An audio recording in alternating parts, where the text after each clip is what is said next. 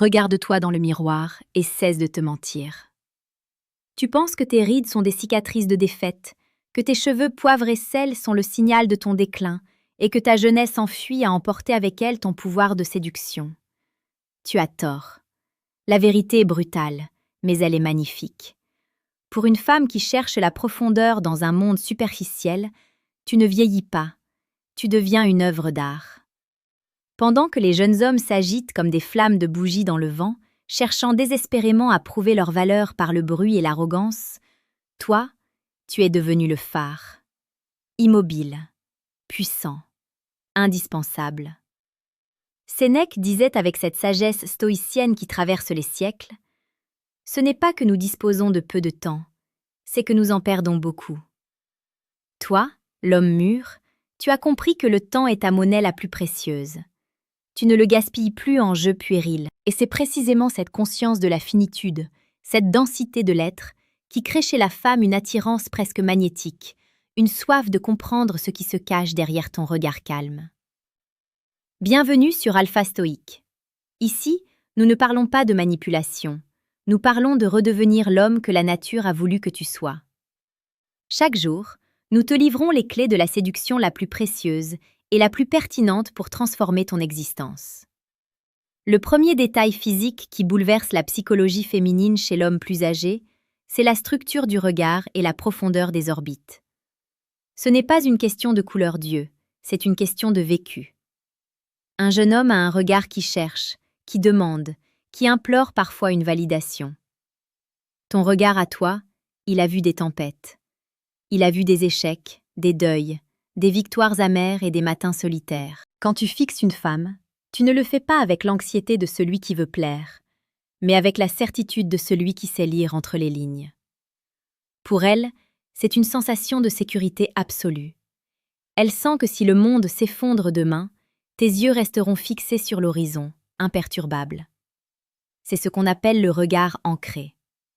Dans une soirée bondée, au milieu du chaos des conversations futiles, ta capacité à maintenir un contact visuel lent, lourd de sens et dénué de peur, agit comme un baume sur son système nerveux.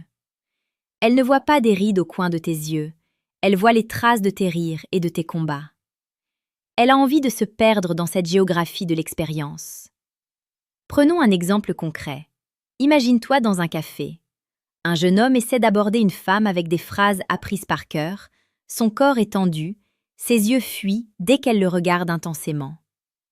Puis arrive l'homme qui a compris le stoïcisme. Il s'assoit, ses mouvements sont économes. Quand il lui parle, il ne cherche pas à combler les silences. Il laisse le silence exister. C'est ce calme physique, cette absence d'agitation, qui est le deuxième détail crucial, la posture de la pierre. Un homme mûr ne gigote pas. Il n'ajuste pas nerveusement sa chemise toutes les 30 secondes. Ses épaules sont basses, sa nuque est droite, non pas par effort, mais par habitude de porter ses propres responsabilités. Pour une femme, cette stabilité physique est la promesse d'une stabilité émotionnelle.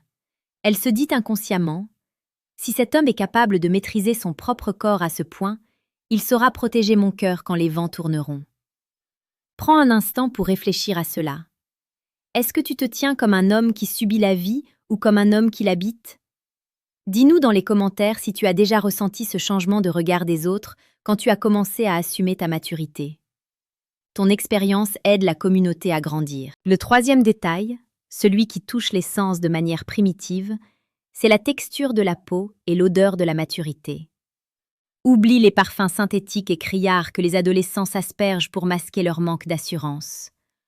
L'homme mûr sent le cuir, le bois de santal, ou simplement la propreté d'une peau qui a transpiré pour construire quelque chose. C'est une odeur de confort et de territoire. De même, tes mains. Tes mains ne sont plus celles d'un enfant. Elles sont peut-être marquées, un peu plus rugueuses, les veines y sont plus apparentes. Pour une femme, ses mains racontent une histoire de travail, de protection et de caresses réfléchies. Il y a une érotique de la main mûre qui dépasse de loin la perfection lisse de la jeunesse. C'est la main qui sait tenir, qui sait diriger, qui sait rassurer sans trembler. C'est le contraste entre la force brute et la douceur acquise par la sagesse. À ce stade de ta réflexion, Tu comprends que la séduction n'est pas un sport de performance, mais un état d'esprit qui se reflète dans ta chair.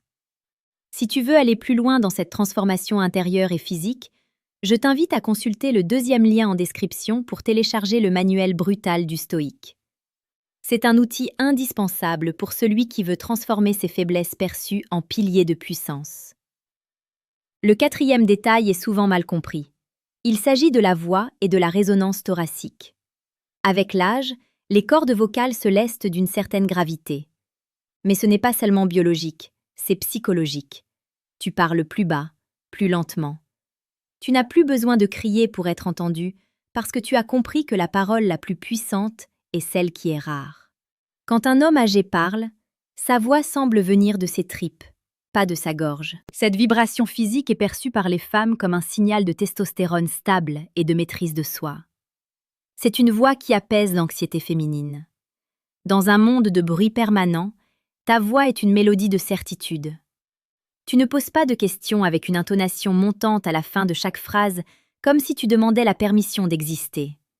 Tu affirmes, tu décides, tu es. Enfin, le cinquième détail, le plus subtil et le plus dévastateur, c'est ton élégance désinvolte, ce qu'on appelle parfois la sprezzatura. C'est cette manière que tu as de porter tes vêtements, même les plus simples, comme s'ils faisaient partie de ton corps. Un homme plus âgé ne suit pas la mode, il a un style. Il connaît ses lignes. Il sait qu'une chemise bien coupée vaut mieux que 10 logos de luxe. Cette aisance physique montre que tu es en paix avec ton image. Tu ne cherches plus à impressionner, et c'est précisément pour cela que tu impressionnes. Tu ne portes pas un costume pour paraître important. Tu es important. Et le vêtement ne fait que souligner cette réalité. La femme qui t'observe voit un homme qui n'est plus en guerre contre lui-même. Et il n'y a rien de plus attirant qu'un homme qui a signé un traité de paix avec son propre miroir. Abonne-toi à Alpha Stoïque maintenant si tu veux continuer à recevoir cette dose de vérité brute chaque jour. Nous sommes là pour te rappeler que ta valeur n'est pas derrière toi, mais devant toi, dans chaque geste conscient que tu poses. N'oublie jamais que la psychologie féminine est orientée vers la survie et l'épanouissement. Une femme ne cherche pas un trophée de plastique.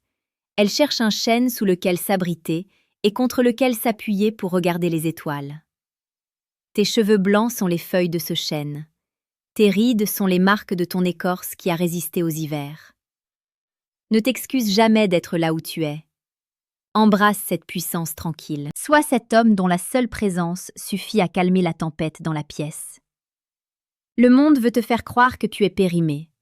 La réalité est que tu commences à peine à être consommé par celles qui savent reconnaître la qualité.